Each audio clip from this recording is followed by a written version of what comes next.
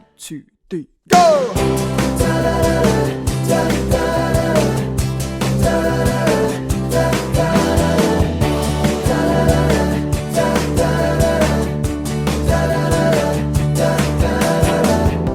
Y tiene que ver precisamente con la crisis energética a la que nos vimos sometidos el día 12 y 13 de febrero en el norte del país. Algo que es importante es cuando un país depende en su 64% de la producción de electricidad de gas, que no se produce internamente, sino se lo compramos a Estados Unidos, concretamente a Texas, eso no habla muy bien de nosotros. Ahora, tenemos un problema serio ahí. Si ya hubo una situación que tiene que ver con la cuestión ambiental, con este cambio climático del cual hay que ser honestos, nuestros gobernantes le dan un menor valor al cambio climático cuando en realidad la tormenta invernal que se presentó en esas fechas en el sur de Estados Unidos nos dejó en claro que es en serio el cambio climático, que la situación es difícil y que nos pone en situaciones de variables exógenas que son externas, que no controlamos, que nos someten a este tipo de cosas. ¿Qué fue lo que pasó? Imagínense, se congela todo en el sur de Estados Unidos, en el norte de México, y de repente la demanda por el gas natural subió a tal nivel que de valer $3 o $4 la unidad de gas se fue hasta $400. Imagínense eso de un día para otro. Nos habla, de una deficiencia que tenemos en el país porque estamos comprometiendo la generación de energía a un solo, digamos, recurso que es el gas, que no producimos. Y 2, pone en riesgo, por ejemplo, en el caso del norte del país, lo que viene siendo la producción de la industria en general. Lo que había ayudado a paliar un poquito que el golpe de la pandemia el año pasado no fuera tan severo, llegar a 8.5, fue precisamente que la industria se reactivó en agosto en el norte del país y permitió, junto con el TEMEC, que empezó a jalar hacia arriba al país, la actividad económica nos rescató del sector industrial. Pero si el sector industrial puede ser tan endeble como para que una tormenta lo ponga de rodillas como sucedió, esto es peligroso y esto es de preocuparse. Ahorita vamos a señalar, ya que me permitas extenderme un poquito más, por qué creo yo que el gobierno no está haciendo bien su tarea. Isaías, ¿cuánto cuesta transitar al gas natural? Bueno, ahí mira, te voy a explicar algo. Sí, te voy a comentar cómo está el problema a mi juicio, ¿no? Antes de hablar de costos, porque en realidad el costo de poder extraer el gas es muy elevado. Previo a este sexenio actual, en el sexenio de Peña Nieto se había establecido una reforma energética que permitía un rubro que se llama las asociaciones público-privadas, que era inversión del gobierno con iniciativa privada, precisamente para poder hacer uso de estos tipos de recursos que es difícil extraer.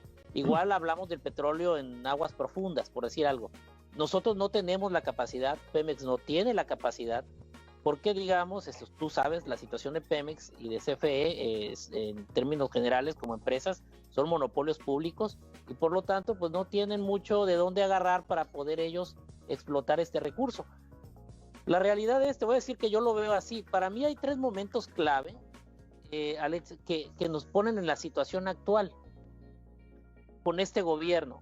Cuando nombran a Nale de Energía, nombran a Romero de Pemex y nombran a Bartlett de CFE, te voy a hacer claro, yo sí me persigné, no sé si ustedes crean o no, pero yo sí entré como en pánico porque dije, bueno, normalmente la gente que ocupa cargos de un sector debería ser gente con experiencia en el sector y no fue el caso.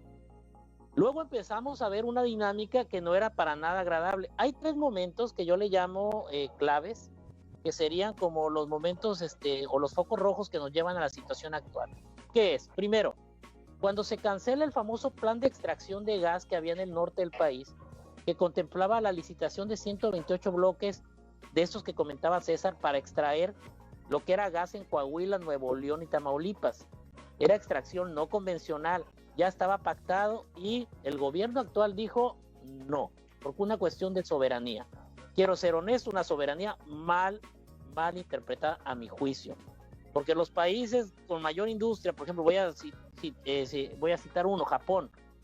Japón, la mayor parte de las empresas que trabajan en extracción, en siderurgia y lo demás no les pertenecen. De hecho, Ellos trabajan de esta forma y tienen niveles de vida muy elevados.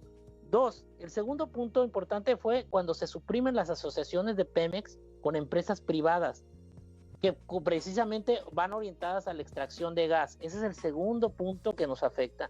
Y el tercero, ustedes lo conocen perfectamente, es cuando se da toda la prioridad del gobierno a la construcción de la refinería de Dos Bocas para generar combustibles como gasolina, pero nunca para generar combustibles, como lo mencionaba César hace rato, para la generación de energía. O sea, no se ha dejado eso, se dejó a lo último y ahorita nos hizo crisis con lo de la tormenta invernal.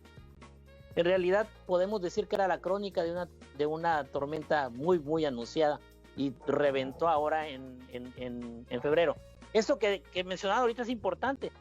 Armadoras como Volkswagen, General Motors, Mazda, Kia se detuvieron. Y eso afecta directamente los resultados. Van a ver ustedes del primer trimestre económico, o sea, de lo que viene siendo febrero y marzo. Vamos a ver un resultado ahí, porque era la industria la que nos estaba ayudando a salir un poquito de la crisis, dado que, como hemos mencionado hasta el cansancio aquí, en esta mancuerna que hemos tenido César y yo, las políticas contracíclicas en México adolecen, no les interesa aplicarlas. Nos han salido con el cuento chino de que son políticas neoliberales cuando no tienen nada de neoliberal, son keynesianas. Que un liberal económico como un servidor te diga que ocupamos al gobierno ya es algo extremo, pero en realidad ahorita ocupamos al gobierno para que pueda reactivar la economía, si no, no lo vamos a ver. Es muy costoso la extracción de gas.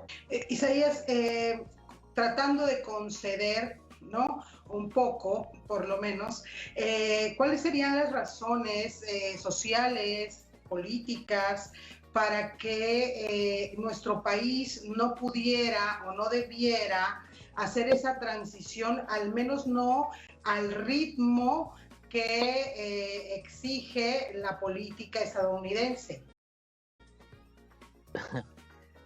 Alexia, yo creo que le preguntas al menos indicado porque soy el más liberal de todos, pero bueno, mira. Pero eres hombre de letras. Sí, bueno, te argumento un poco. El discurso político va orientado a la cuestión, como lo mencionamos hace rato, de la soberanía y el bienestar social. Y bueno, ese ha sido el discurso con el que llegaron al gobierno los actuales, la actual administración. Y la realidad es que te voy a decir algo, estamos casi obligados a entrar en esta dinámica de nuevas energías. Te voy a decir por qué. Bien lo mencionaban ahorita. Estados Unidos se ha hecho el compromiso a través de Biden que en el 2035 la generación de energía eléctrica en Estados Unidos va a ser cero emisiones, la generación.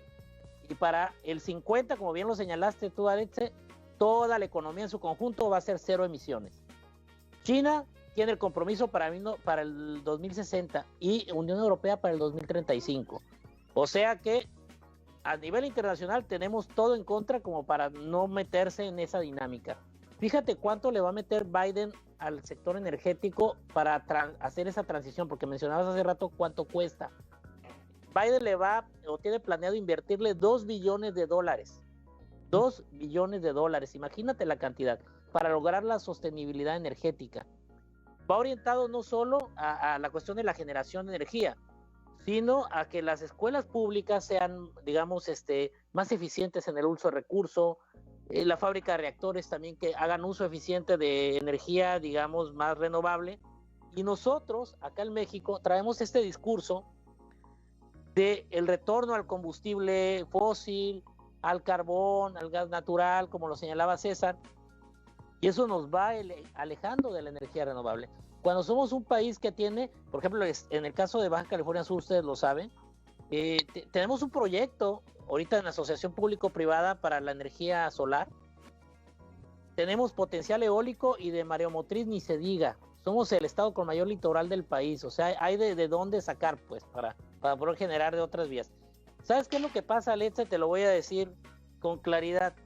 El problema que siempre hemos tenido en México, y no hablo solo del partido oficial ahorita, el partido que me pongas, desde Carlos Salinas de Gortari con las reformas estructurales que nos llevaron a la transición al modelo neoliberal, entre comillas, porque yo nunca lo vi, cuando modifican el artículo 27 constitucional, o cuando Zedillo presenta, por ejemplo, las reformas estructurales, como la reforma energética que se aprueba con Peña Nieto, pasa lo mismo siempre en nuestro país y en el resto de los países latinoamericanos que le llamamos nosotros economías emergentes.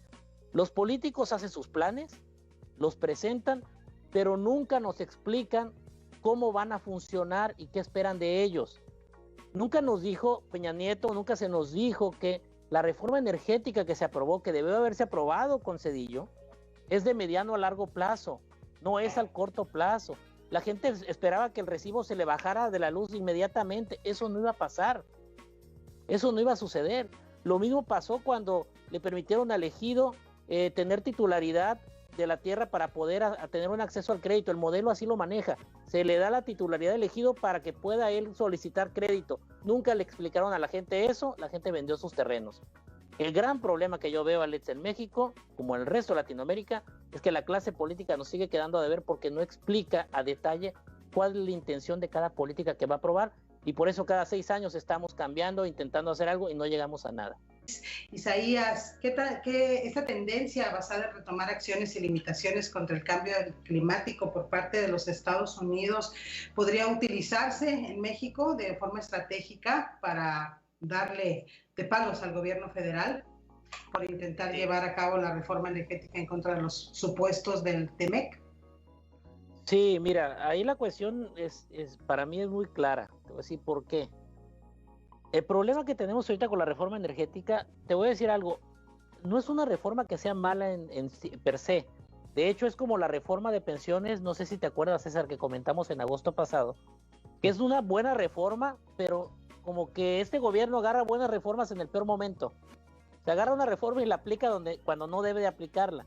Eso es algo parecido a lo que está pasando ahorita. Hay cosas ahí que tienen que ver con la corrupción y lo demás, que seguramente Jacqueline nos va a aclarar mejor, que yo creo que está muy bien apoyar.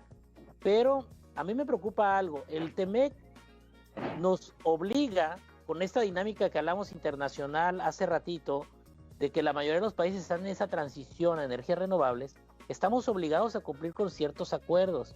Esta nueva reforma permite al gobierno desconocer o inclusive analizar y decir, sabes que estos contratos no los quiero con empresas privadas. Lo más seguro, y te voy a decir sin ser yo hechicero, ni brujo, ni adivino, se nos van a venir una ola de amparos como no tienes idea. Este gobierno es el gobierno que ha recibido más amparos contra las acciones de poder, cuando es absurdo porque deberíamos de confiar en el gobierno, pero nos amparamos contra sus acciones porque nos perjudican de alguna manera. Eso no creo que sea una buena señal. No creo que sea una buena señal políticamente hablando, pero bueno, yo no soy experto en política. El experto en política aquí es César. Yo me vinculo más a la parte económica. En la parte económica te voy a decir, hace rato mencionaban ustedes el ejemplo de un refrigerador y que es costoso, ¿no? Sí, transitar de un escenario a otro, o sea, de energías no renovables a renovables, es costoso, sí lo es. Pero, por ejemplo, si estamos gastando 150,000 millones de pesos en una refinería que solo va a producir gasolina, ese dinero podríamos canalizarlo precisamente, o bien, una parte a la extracción de estos 128 bloques de gas natural que tenemos en el país, y la otra parte a invertir en estados como el nuestro, donde podemos generar energía de corte renovable. No lo estamos haciendo, no estamos impulsando las asociaciones público-privadas que son fundamentales en todos los países a nivel global, son parte prioritaria del cambio. No lo estamos haciendo aquí. ¿Cómo puedo yo financiar a mis ciudadanos para que puedan comprar un refrigerador que utilice energía eléctrica del sol, solar? Sencillo. Por ejemplo, la Casa Blanca está destinando parte del dinero, $3 billones, a un programa que va a apoyar a paliar lo que viene siendo la pandemia. Y ese dinero va directo al gasto público y exenciones fiscales, pero las va a vincular también con el sector energético. A las personas que ocupan, por ejemplo, sería como un tipo bono limpio.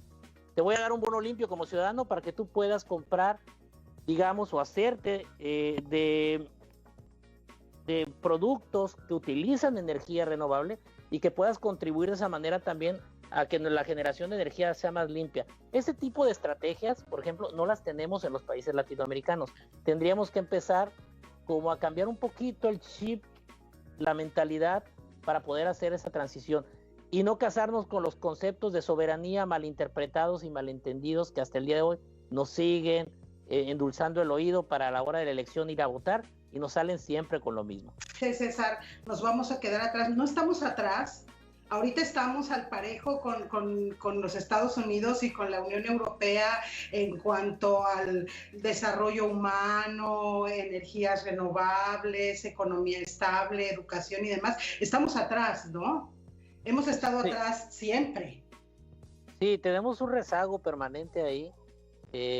Yo lo achaco mucho a la propia estructura socioeconómica del país y a lo que hemos vivido, sobre todo en los últimos 25 años del siglo pasado y parte de este. No tiene que ver con como académico, te lo digo, yo no estoy casado con ningún partido político. Sí soy liberal económico, sí creo que la solución va por ahí. No creo que sea el socialismo, definitivamente. Y creo que la solución para ese caso particular de lo que mencionaba ahorita Jacqueline y que mencionaba César, te voy a dar mi punto de vista donde creo que pueda estar la solución. Vamos a seguir atrasados, sí, pero si seguimos o nos mantenemos al margen, nos vamos a quedar demasiado atrás. Y ese es el problema. Lo que está pasando, por ejemplo, ahorita con la política contracíclica. No hemos aplicado ninguna política contracíclica y somos el país más afectado por la pandemia de acuerdo a la Comisión Económica para América Latina y de acuerdo al Fondo Monetario Internacional. Entonces no podemos estar permitiéndonos eso.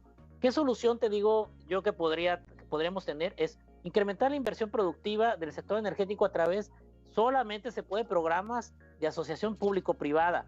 Es lo que estamos haciendo a un lado y es lo que tenemos donde apostarle. Es la única.